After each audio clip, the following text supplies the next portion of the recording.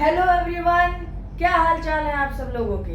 आज हम लोग बहुत ही खुशी के साथ क्या कहने वाले हैं कि आज हम लोग क्या करने वाले हैं, पूरा का पूरा फ्रेंच रिवॉल्यूशन कंप्लीट कर देंगे। एकदम ये वीडियो जो है पूरा फ्रेंच रिवॉल्यूशन कंप्लीट हो जाएगा।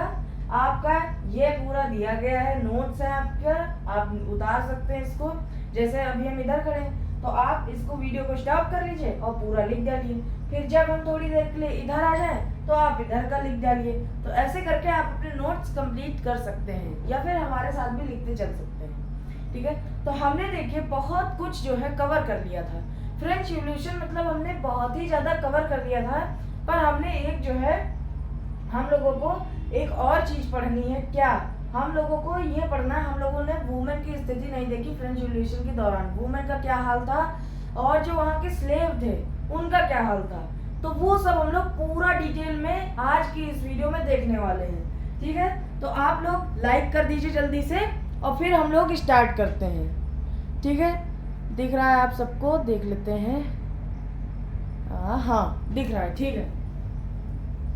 तो अब हम लोग स्टार्ट करते हैं हमारा फ्रेंच रिवॉल्यूशन का लास्ट पार्ट। फिर बाद में आपको इसको कोई भी दिक्कत नहीं होने वाली है, एकदम मजे से पढ़ेंगे। देखिए पहले क्या पढ़ा था हमने, पहले पढ़ा था कि लुईस 16 बर्बन फैमिली का था और ऑस्ट्रिया के प्रिंस के साथ शादी हुई थी। उसने देखा कि जो है उसका क्या हुआ था, उसका टैक्स जो है मतलब जो उसका खजाना था वो सब बिल्कुल खत्म हो रहा था और वो कंगाल हुआ जा रहा था। फ्रांस मतलब बैंकरप्ट हुआ जा रहा था। तो उसके लिए उसने क्या किया, टैक्स इम्पोज किए दो टाइप के। पहला था टैक्स, दूसरा था टाइल। टैक्स कौन सा था, टैक्स इनडायरेक्ट टैक्स था, जिसमें जो है जो चर्च के लोग थे वो लोग लेते थे, चर्च के लोग लेते थे। और 1/10 एग्रीकल्चरल प्रोड्यूस लेते थे। फिर हमने टाइल देखा, वो तो डायरेक्टली राजा को जाता था। फिर क्या हुआ, जो टैक्स था वो किसके ऊपर इम्पोज किया गया, तो 3 लोगों के बीच में सोसाइटी ऑफ फ्रांस डिवाइड की गई थी। पहले थे हमारे क्लर्जी जो कि चर्च के लोग थे, दूसरे थे हमारे नोबिलिटीज जो कि आते हमारे किंग्स एंड मिनिस्टर, तीसरे थे हमारे कॉमन मैन। जो क्लर्जी थे वो फर्स्ट स्टेट के थे, नोबिलिटीज और ये किंग एंड मिनिस्टर वाले ये हमारे सेकंड स्टेट के थे। और कॉमन मैन कौन थे, हम हमारे आपके जैसे लोग जो किसान हैं, जो छोटी छोटी जगहों पे काम करते हैं, डॉक्टर, लॉयर, बिजनेसमैन, और जो गरीब लोग हैं, गरीब से अमीर, वो सभी आ जाते थे। ठीक, और जो मिडिल क्लास है वो भी आ जाती थी। मतलब मैक्सिमम लोग जो है वो कॉमन मैन के थे। ठीक है, तो कॉमन मैन वाले हमारे थर्ड स्टेट थे, तो केवल थर्ड स्टेट वालों को जो है वो वोट देना होता था। डेट वेट हम नहीं बताएंगे अभी, आप याद कर लीजिएगा, अपने नोट्स में लिखा होगा तो वो देख लीजिएगा आपने। तो बस एक आपको थीम बता दे रहा है, बाकी आपको ऐसा नहीं कि अभी बताए दे रहे तो आपको देखना नहीं पड़ेगा, देखना तो वो पड़ेगा, उसमें बहुत ही डिटेल में बताया गया है। तो क्या हुआ था कि ये जो क्लर्जी थे और ये चर्च थे ये मिलकर अपना 2 वोट बना लेते थे और कॉमन मैन आपका अकेला वोट रह जाता था।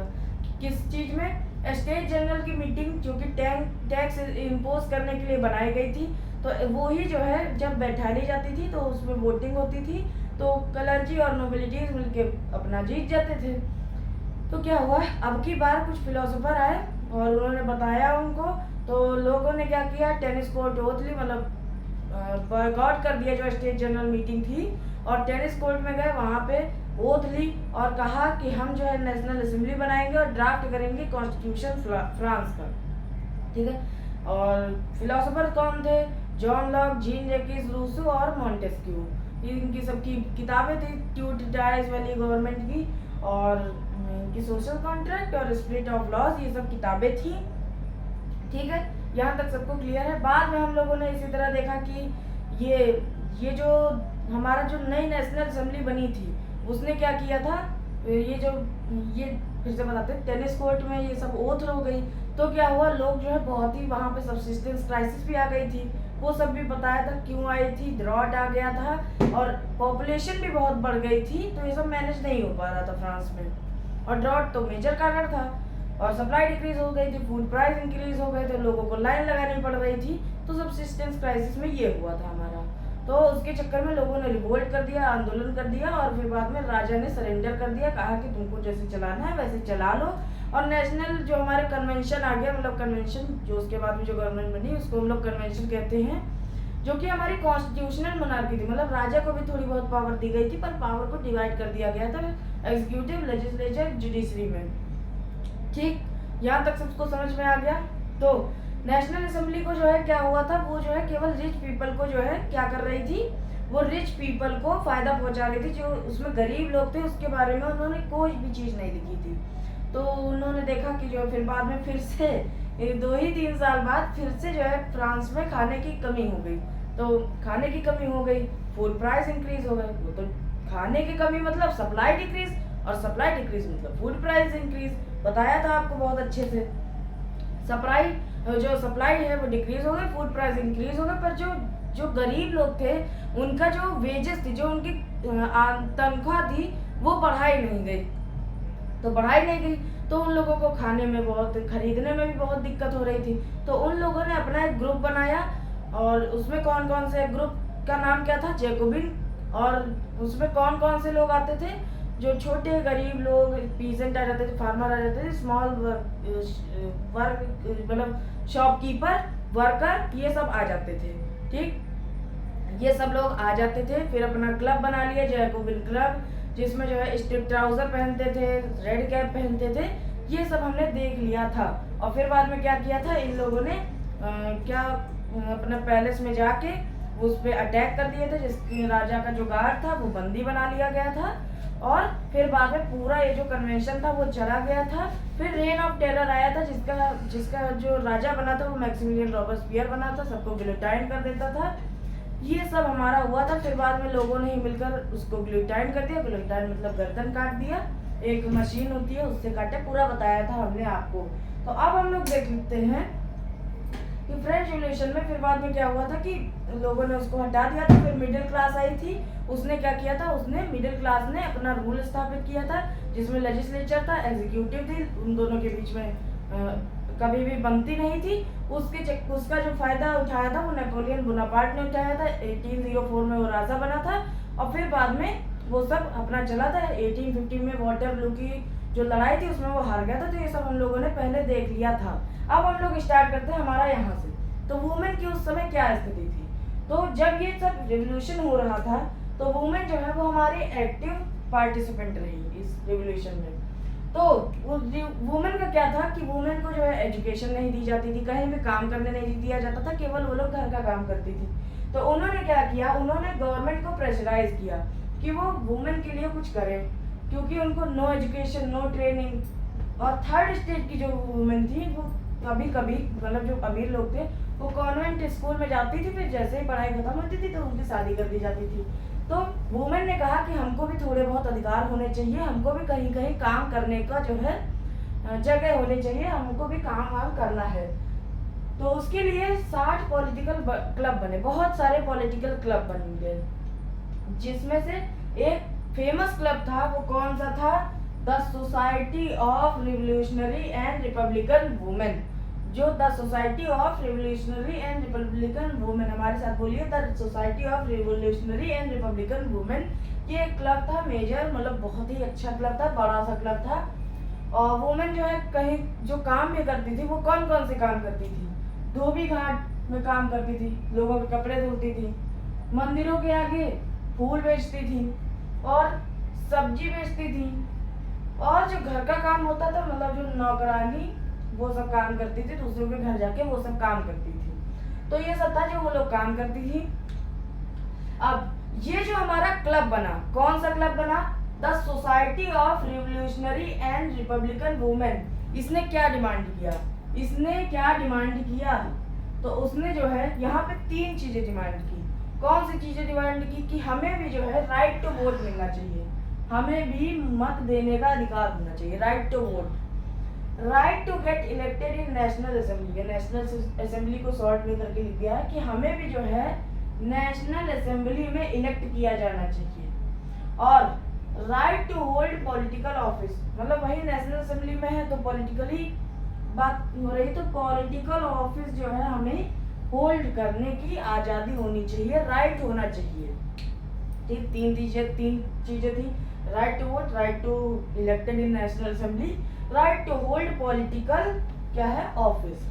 अब आपका जो है एक क्वेश्चन आ सकता है, वैसे हमने क्वेश्चन के रूप में यहाँ पे लिखा है पर ये आपको समझना है। तो ये सब इन लोगों ने खूब ज्यादा डिमांड की।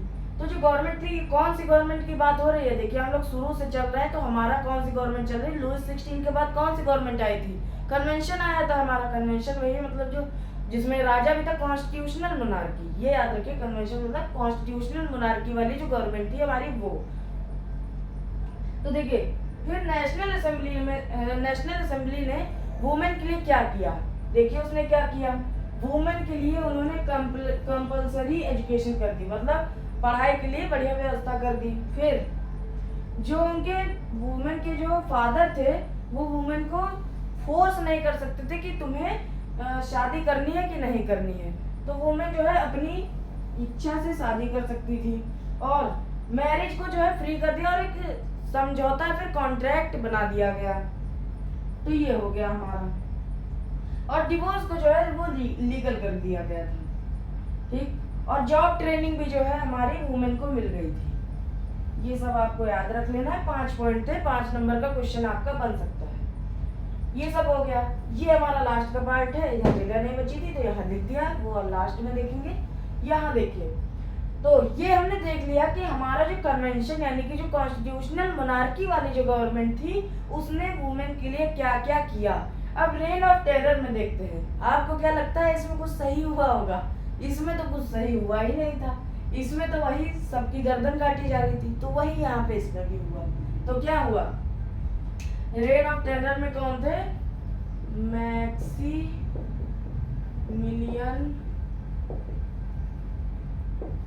रॉबेस्पियर, ठीक है। तो ये थे हमारे रेन ऑफ टेरर में, ये कौन थे, हेड ऑफ जैकोबिन। जैकोबिन के हमारे हेड थे, वैसे बता चुके, लिखने की जरूरत थी नहीं। तो हमारे जैकोबिन के जो है ये हेड थे और ये फिर बाद में राजा बन गए थे। लोगों ने वैसे बनाया था, जो गरीब लोग थे उन्होंने मिलकर बनाया था, जो जैकोबिन के थे। तो देखिए रेन ऑफ टेरर में क्या हुआ, ये जितनी भी आजादी मिली थी सब बंद कर दी गई। वैसे इससे उम्मीद ही यही थी हम लोगों को। तो देखिए क्लोजर ऑफ वुमेन क्लब, पहली बात वुमेन क्लब ही बंद कर दिया गया। और जो उनकी पॉलिटिकल एक्टिविटीज वो लोग कर रही थी उसको भी बंद कर दिया। पॉलिटिकल एक्टिविटीज मतलब वही आंदोलन कि हमको भी अधिकार होने चाहिए। और जो प्रोमिनेंट वुमेन थी, जो इनकी सबकी हेड थी, जैसे इसका भी कोई हेड होगा वुमेन में भी, तो जो भी ये 60 पॉलिटिकल क्लब की जो मेन हेड थी उनको क्या कर लिया गया, गिरफ्तार कर लिया गया, अरेस्ट कर लिया गया। प्रोमिनेंट मतलब प्रमुख, ठीक, गिरफ्तार कर लिया गया। और क्या किया, जो मतलब नहीं मानी वुमेन उनको एग्जीक्यूट कर दिया गया, मतलब मार दिया गया। ये सब हुआ। फिर वुमेन को वोटिंग राइट फिर बाद में कब मिला, ये लोग वोटिंग राइट की बात कर रही थी, इसमें भी देखिए वोटिंग राइट की कोई बात नहीं हुई है। तो वुमेन, और इसमें से कोई भी चीज इसमें यहाँ पे नहीं मिली है। तो वुमेन को वोटिंग राइट कब मिला, वुमेन को बहुत ही बाद में जाके वोटिंग राइट मिला, फ्रांस में। कब, दूसरा कलर ले लेते हैं, कब मिला, 1946 में। वुमेन को वोटिंग राइट फ्रांस में कब मिला, 1946 में। मतलब अपने देश के आजाद होने के 1 साल पहले बस वुमेन को वोटिंग राइट मिला था, तो बहुत ही जल्दी मिला है अभी। और एक रिवोल्यूशनरी वुमेन के बारे में देख लेते हैं, आपकी बुक में छोटे सा पैराग्राफ है, बॉक्स में दिया गया है। तो देखिए रिवोल्यूशनरी वुमेन हमारी एक थी ओलंपी डी गोगस। ओलंपी डी गोगस 1748 से 1793। इन्होंने क्या किया, इन्होंने हमारा डिक्लेयर किया right of man and citizen. हम लोगों ने देख लिया था, क्या डिक्लेयर किया था पहले, right of man and citizen, जो पहली गवर्नमेंट थी। इसमें क्या किया गया कि declaration of right of women and citizen, जो हमारी वुमेन एंड सिटीजन थी उनका यहाँ पे डिक्लेरेशन कर दिया गया, मतलब वही सेम चीज की गई, बस वुमेन के बारे में लिखी गई। तो इसमें इन्होंने क्या बताया, ओलंपी डी गोगस ने, कि जो वुमेन है वो बॉर्न फ्री हुई है, मतलब वो किसी के भी मतलब बंधन में नहीं है, वो मतलब बॉर्न फ्री है, वो किसी की गुलामी करने नहीं आई है, इस टाइप का। तो वो जो है फ्री बॉर्न हुई है, वो कुछ भी कर सकती है। और जो आदमी है उनके बराबर है इन राइट, जो राइट है उनके मामले में इन आदमियों के बराबर है। और right to form political association, जो पॉलिटिकल एसोसिएशन यहाँ पे बंद की जा रही थी, उन्होंने कहा कि ये फॉर्म करने का हमें आज़ादी होनी चाहिए। ये सब declaration of right of women and citizen में दिया गया है।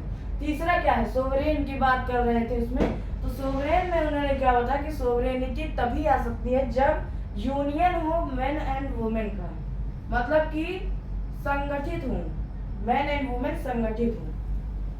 और फोर्थ हमारा क्या था कि law can be for all women, जो कानून है वो सभी औरतों के लिए भी होना चाहिए। और नॉट एक्सपेक्ट, ये 5 हमारा क्या था, not exception can be accused arrested by law, मतलब ये कोई एक्सेप्शन नहीं है, इन्हें भी सजा मिल सकती है और ये भी अरेस्ट करी जा सकती है कानून के हिसाब से। ठीक है, ये सब समझ में आ गया होगा। अब हम लोग क्या देखते हैं, अब हम लोग देख लेते हैं ट्रायंगुलर स्लेव ट्रेड। वुमेन के बारे में हम लोगों का यही दिया गया है, इतना ही है बस हमारा, इसमें वुमेन के बारे में इतना ही है और कुछ नहीं है। तो चलिए, ट्रायंगुलर स्लेव ट्रेड के लिए हमको क्या करना पड़ेगा, हमको यहाँ पे क्या करना पड़ेगा, यहाँ पे हमको बनाना पड़ेगा मैप, जिससे कि आपको समझ में आएगा। आज पूरा चैप्टर कंप्लीट कर लेंगे हम लोग।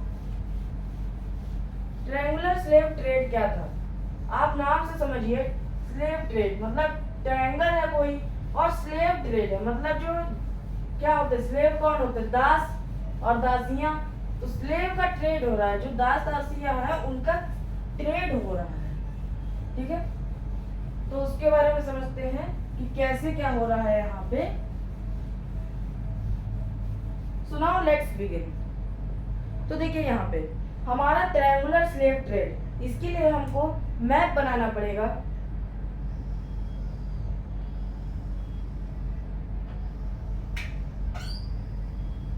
ये देखिए, ये हमारा हो गया, यहाँ पे अभी मैप बना देते हैं। ब्लू पेन से बना दे क्या, चलिए तो हम लोग बना लेते हैं यहाँ पे मैप। तो देखिए, पहले एशिया बनाते हैं, ये हमारा इंडिया है, और ये रफ मैप है, ये हमारा यहाँ पे यूरोप है, रफली डिजाइन है बस। ये हमारा यहाँ पे ऑस्ट्रेलिया है, ऑस्ट्रेलिया, एशिया, और ये हमारा यहाँ पे क्या है, अंटार्कटिका।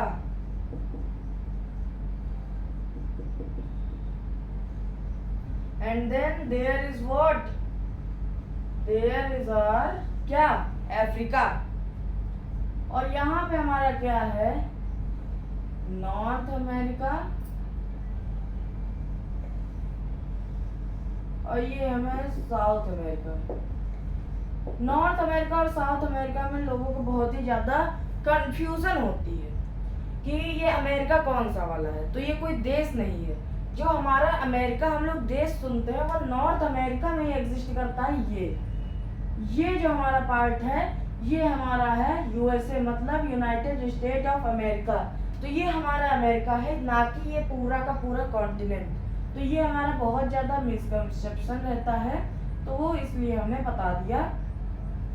तो देखिए, अमेरिका ये कॉन्टिनेंट है, नाम दिया गया है, जैसे इंडियन ओशन को नाम दिया गया है तो उसी तरह से इसको नाम दे दिया गया है, पर यह कोई देश नहीं है। ठीक है, तो देखिए यहाँ पे ये सब हो गया, हमारा कॉन्टिनेंट हमारे बन गए।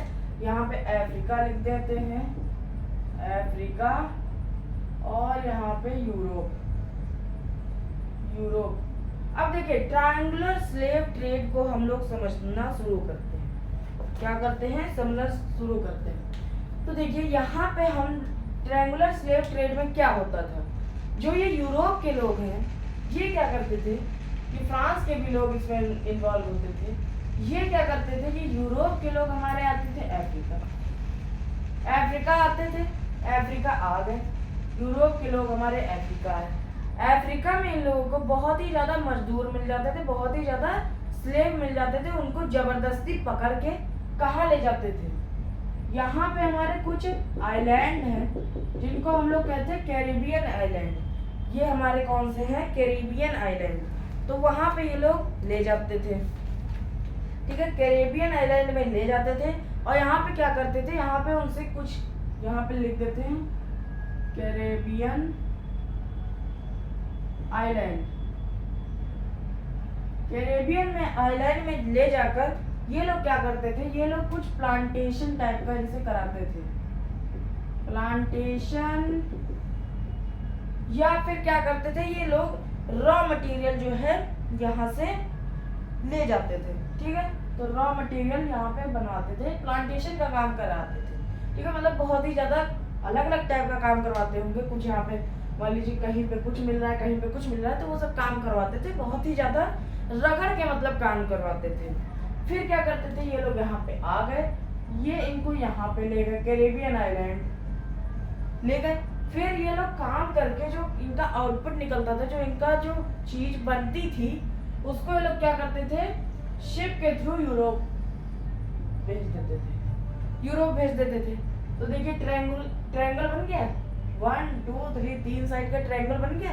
तो ये हमारा क्या था, ट्रायंगुलर स्लेव ट्रेड। ठीक है, तो ये हमारा क्या था, ट्रायंगुलर स्लेव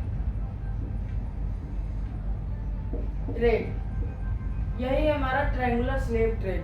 फिर यहाँ पे जब मैन्युफैक्चर्ड प्रोडक्ट आता था हमारा, उसको ये लोग क्या कर देते थे, उसको बाकी पार्ट में दुनिया के भेज देते थे और खूब ज्यादा पैसा कमाते थे। मतलब इनको कुछ पैसा लग ही नहीं रहा था, सब फ्री में ही इनको मिला जा रहा था। तो पूरी दुनिया पे पहुंचा देते थे अपना माल और खूब ज्यादा अमीर हो जाते थे। तो ये था हमारा ट्रायंगुलर स्लेव ट्रेड, ये हमने देख लिया यहाँ पे। अब ये देखिए यहाँ पे बहुत गलत काम हो रहा था कि ये लोग जो स्लेव यहाँ पे ले जाते थे, स्लेव यहाँ पे पकड़ के ले जाते थे, तो इनको ना कोई पैसा देते थे ना कुछ करते थे। तो ये बहुत गलत काम हो रहा था। तो जो 18th सेंचुरी में जो स्लेव थे उनके बहुत ज़्यादा क्रिटिसाइज किया गया, और जो नेशनल असेंबली थी हमारी, उसमें इसके बारे में बहुत लंबी हमारी डिबेट छिड़ी, पर उन लोगों ने इसके बारे में कोई भी कानून नहीं निकाला। डिबेट तो छिड़ी कि ऐसा करना चाहिए, ऐसा करना चाहिए, ऐसा करना चाहिए, वो यही कहते रहेगा, कुछ किया नहीं उसके बारे में। क्यों नहीं किया, क्योंकि didn't pass any law, didn't pass any law. Why, क्यों नहीं किया, क्योंकि नेक्स्ट लाइन में दिया है, क्योंकि इनको डर था। किसका डर था, बिजनेसमैन का। मतलब ये जो लोग बिजनेस करते थे इनको डर था, क्योंकि ये लोग अमीर लोग थे और ये लोग गुस्सा आ जाते तो इनको जो है बहुत ही ज्यादा नुकसान होता। बिजनेसमैन का डर था, क्योंकि इनकी जो मैक्सिमम इनकम थी वो स्लेव ट्रेड से ही थी। देखिए कितना सारा सामान ले जाके भेज रहे हैं, और स्लेव को अगर पैसा देने लगते तो बहुत ही लॉस होता। लॉस तो नहीं होता, प्रॉफिट ही में जाते, पर फिर भी पहले के मुताबिक तो लॉस ही में जाते हैं। तो ये था हमारा इनकम क्या थी, स्लेव ट्रेड पे डिपेंडेंट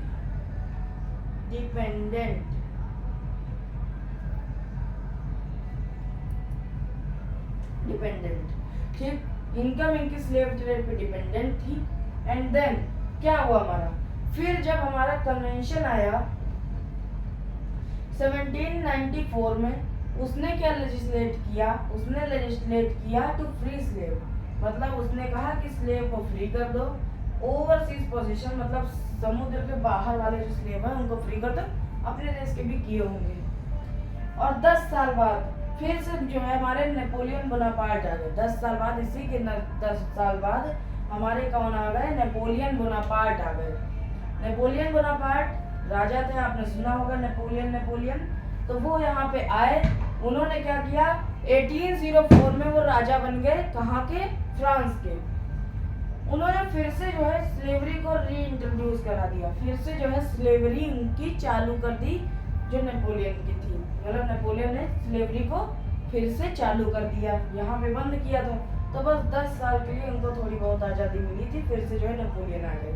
और इसके बारे में आप बहुत ही डिटेल में पढ़ेंगे, आपका सिविल कोड ऑफ 1884 जो कि क्लास 10th में है, उसके बारे में आप बहुत ही डिटेल में क्लास 10th में पढ़ेंगे। इसके बारे में ज़्यादा जानने की जरूरत नहीं है, बस याद रख लीजिएगा कि नेपोलियन कब बना था राजा, 1804 में। तो अब देख लेते हैं कि यहाँ पे हमने रिवोल्यूशन इन एवरीडे लाइफ, यहाँ पे हेडिंग थी। तो यहाँ पे क्या हुआ था हमारा कि ड्रेस, कल्चर और लैंग्वेज इतने सालों में सबकी चेंज हो गई थी और फ्रीडम ऑफ एक्सप्रेशन मिला था। फिर हमारा क्या हुआ, नेपोलियन बोनापार्ट आए, सबकी फ्रीडम ले लिए, 1804 में एम्परर बने, बता चुके हैं। और वो कब जो है हारे थे, तो ये हार गए थे, दो बार वाटर लिख दिया है। बैटल ऑफ वाटरलू एक जगह है, L1 बना देते हैं। वाटरलू 1815 में एक बैटल हुई थी वाटरलू, जिसमें वो हार गए थे। और बस यही सब हमारा हुआ था। इसमें हमारा पूरा चैप्टर कंप्लीट हो गया। तो देखिए कितना सिंपल सा था ये वाला लेक्चर, ज़्यादा कुछ था नहीं, पर इम्पोर्टेंट चीज़ थी, यहाँ से इम्पोर्टेंट चीज़ बन सकती है, वो सब हमने देख लिया। अब देखिए आपकी बुक में कई सारे फिगर बने हैं, उनको भी हम लोग देख लेते हैं। फिगर देखिए, अपनी बुक खोलिए, आप लोग अपनी क्या करिए, बुक खोल लीजिए। बुक तो सबके पास होगी, ना हो तो क्या करिए, PDF डाउनलोड कर दीजिए। फ्री ऐप आते हैं कई सारे, वहाँ से डाउनलोड कर सकते हैं, NCERT से भी डाउनलोड कर सकते हैं। तो देखिए आपका जो फिगर नंबर 1 है, इसमें क्या दिखाया गया है, इसमें जो बेसाइल है उसको जो तोड़ा गया था उसके बारे में यहाँ पे दिखाया गया है। यहाँ पे क्या लिखा है, soon after the demolition of Bastille artist made painting commemorating the events. मतलब क्या हुआ था कि यहाँ पे जब बेसाइल तोड़ा गया तो बहुत ही सारे आर्टिस्ट थे, उन्होंने ये देखा और इसकी इमेज बनाई, ड्राइंग बनाई। तो इसके बारे में ज़्यादा था नहीं। जो हमारा सेकंड है उसमें सोसाइटी ऑफ स्टेट, मतलब वही क्लर्जी दिया गया है, नोबिलिटी दिया गया है, थर्ड स्टेट दिया गया है, ये सब तो आपको आता है, कौन कौन आते थे। फिर हमारा जो फिगर नंबर 3 है उसमें एक देखिए यहाँ पे एक राजा दिखाया गया है, बहुत ही मजे से बैठा है, और एक मजदूर दिखाया गया है जो कि उसके लिए खाना पीना ला रहा है और उसके ये देखिए पूरी बोरी भर के उसको दे रहा है। तो यहाँ पे क्या दिखाया गया है कि जो राजा यहाँ पे बैठा है वो हमारा कौन है, स्पाइडर है, मतलब मकड़ी है, और जो मजदूर है वो मक्खी है। तो वो मजदूर राजा के चंगुल में फंस गया है और अब वो निकल नहीं पा रहा। ठीक है, अब हम लोग आगे देख लेते हैं हमारा फिगर नंबर 4। ये तो सबसिस्टेंस क्राइसिस, ये तो बहुत ही इजी है, आप कर सकते हैं। फिर आगे हमारा क्या है, फिगर नंबर 5, जो हमारा दिखा चुके थे टेनिस कोर्ट ओथ, उस दिन लेक्चर में दिखाए थे। ये वही बताया गया, स्केच बनाया गया किसके द्वारा, जैकीज लुइस डेविड।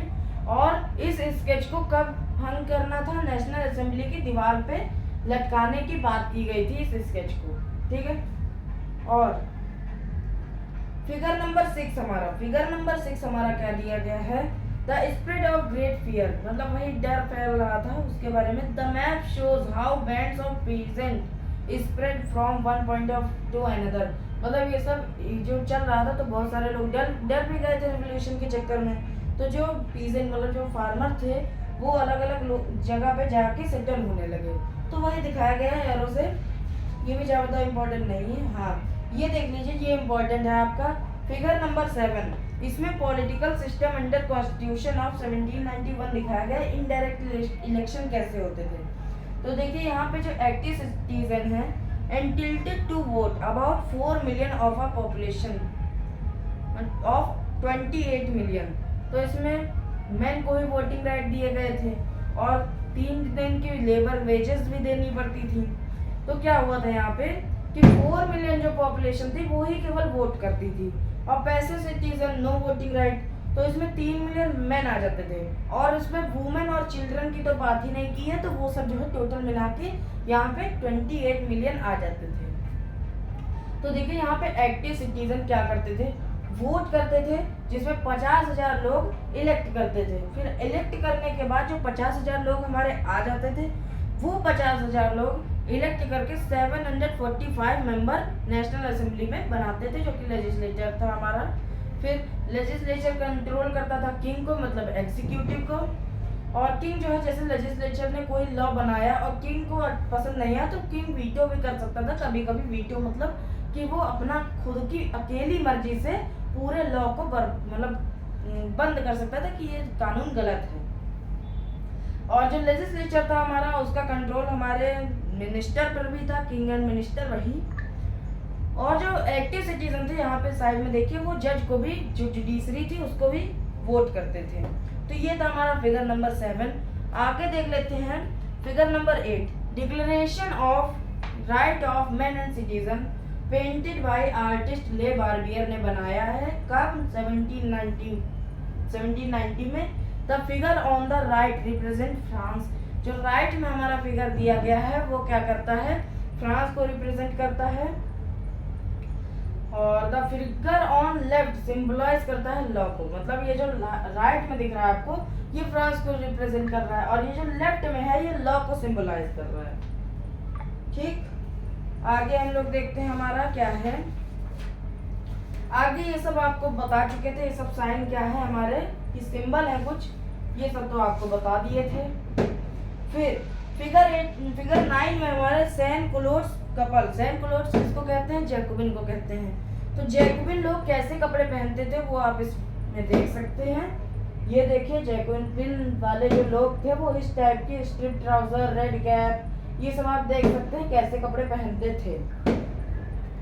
ठीक, फिर हमारा कौन सा था? फिगर नंबर 10, जिसमें नेनाइन वेलिंग, ये इमेजिनरी वुमेन है जो कि क्या दिखाता है, मतलब आज़ादी को इंसान के रूप में दिखाया गया है। This is one of the rare painting by women artist. इसको जो है एक वुमेन आर्टिस्ट ने बनाया है। The revolutionary event made it possible for women to train with established painters and to exhibit their work in saloon, which was an exhibition held every 2 years. The painting is the female allegory of liberty, मतलब वही person बना दिया गया है। That is female from symbolize idea of freedom। वही इसमें बताया गया कि जो आज़ादी है उसको क्या किया गया है? इंसान के रूप में दिखाया गया है। और ये आइडिया ऑफ फ्रीडम है एक टाइप का। आगे हम लोग देख लेते हैं हमारा क्या है। आगे यहाँ पे फिगर नंबर 11, जो कि रिवोल्यूशनरी गवर्नमेंट है, स्टेजिंग ऑफ फेस्टिवल यहाँ पे दिखाया गया, मतलब त्यौहार मनाया जा रहा है।